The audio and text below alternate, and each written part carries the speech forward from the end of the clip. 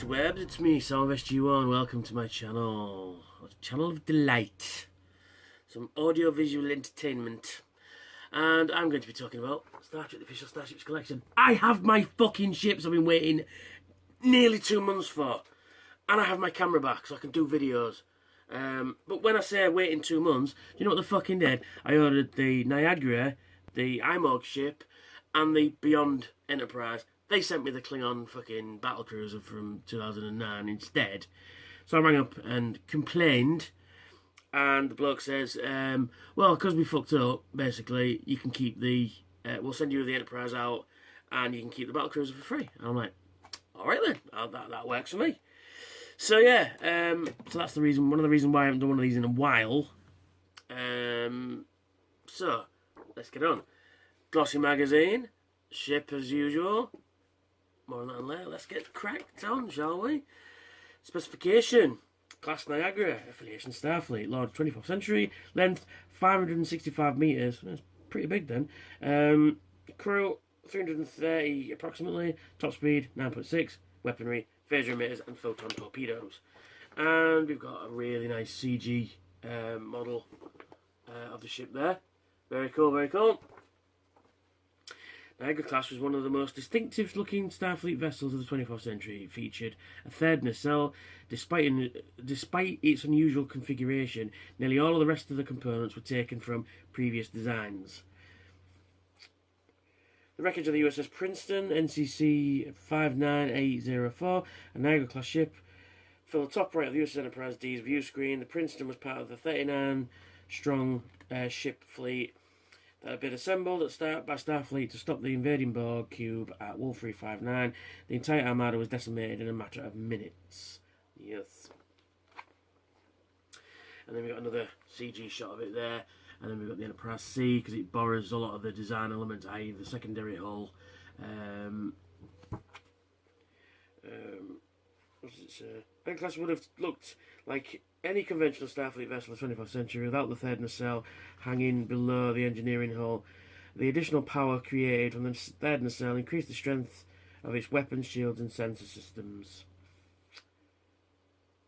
Well, Aaron served aboard the Niagara class U.S.S. Wellington, where she attained the rank of lieutenant in the mid-2360s. She took part in a fateful away mission to Garon 2. The specifics of the assignment were vague, but disobeyed direct orders, and as a direct consequence, 8 members of the away team crew lost their lives. Rowe refused to speak on her own defence at the trial, leaving the court to find her guilty and sentenced to prison on Jaros 2.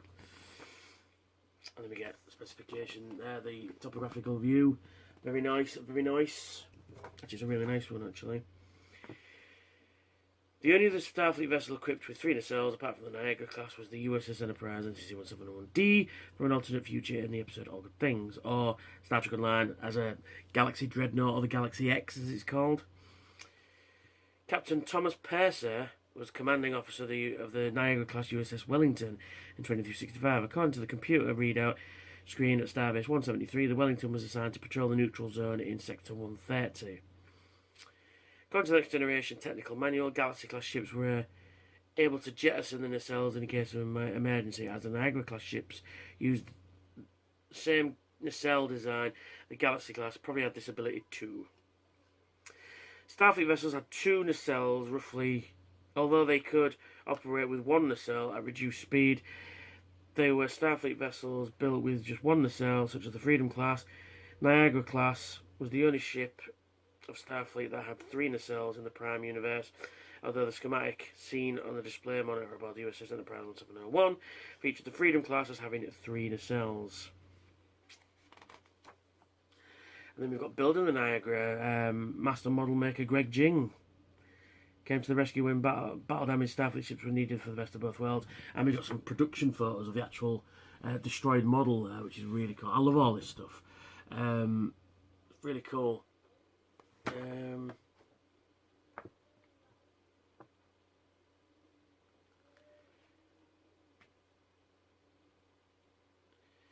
Yeah, it's...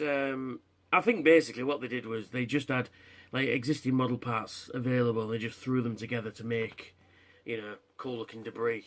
you know. And then we've got Ira Stephen Bear on Star Trek The Next Generation. Well, of course, he wrote a lot of Deep Space Nine, produced a lot of Deep Space Nine as well. First show he worked on, he joined The Next Generation, was The Defector, which was written by the entire staff, but Bear contributed with the pivotal scene of Jarak on the holodeck, City of Chula. And then we've got some more production photos of various episodes there as well. Some more photos, Best of Both Worlds Part 1, corking episode. Then we've got On Screen, Best of Both Worlds Part 2, as floating debris. Greg Ginn, whose company made Niagara class model, came up with the statistics that appeared on the back of the Buckaroo Bonsai baseball card that made for Deep Space Nine. Greg also used an image of himself to go alongside the statistics on the back of the card. The front of the card featured a picture of actor Keon Young, who played Buckeye in the episode If Wishes Were Horses. Neither by coincidence or design, Keon bears a striking resemblance to Greg Ginn, which he does. Borg were, of course, highly sophisticated cyborg creatures with technology far advanced of that of the Federation. Their costumes, however, were decidedly low-tech. Makeup supervisor Michael Westmore used cut-up sections of all electronic circuits and stuck them to spandex-like suits. Their eyepieces were made from parts of binoculars, random model kits, diodes and crystals. The Borg cube was made by 14 modelers who took 2 weeks to complete the job. The detail that added the side part, including parts taken from toy soldiers, plastic model parts, and a toy R2-D2.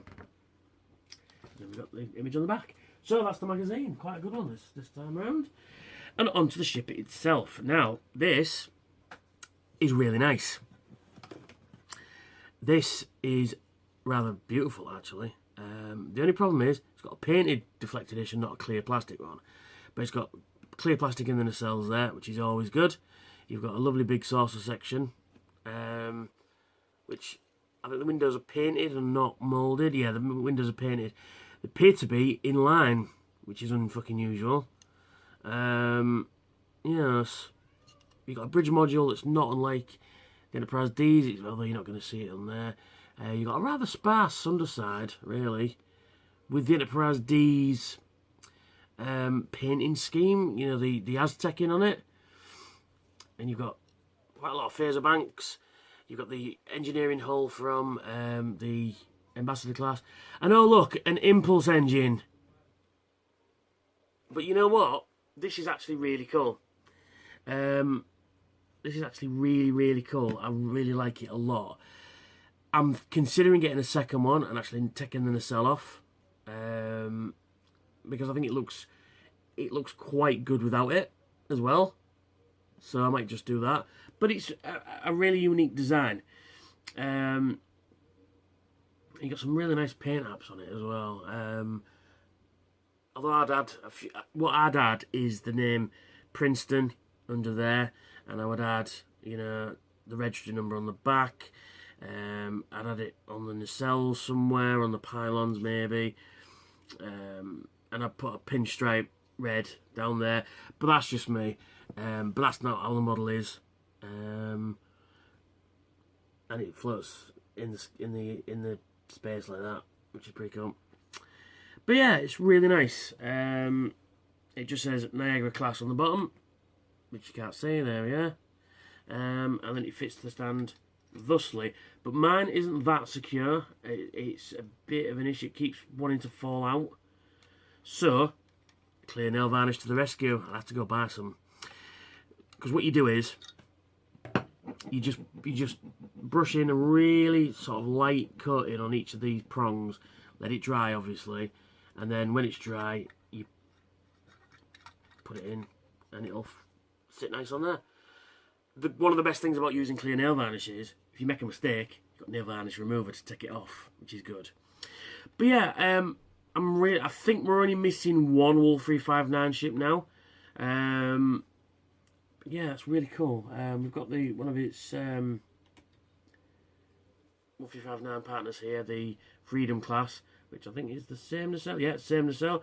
But this, have you noticed though, this one's slightly darker painted than this one. That's not a bad thing.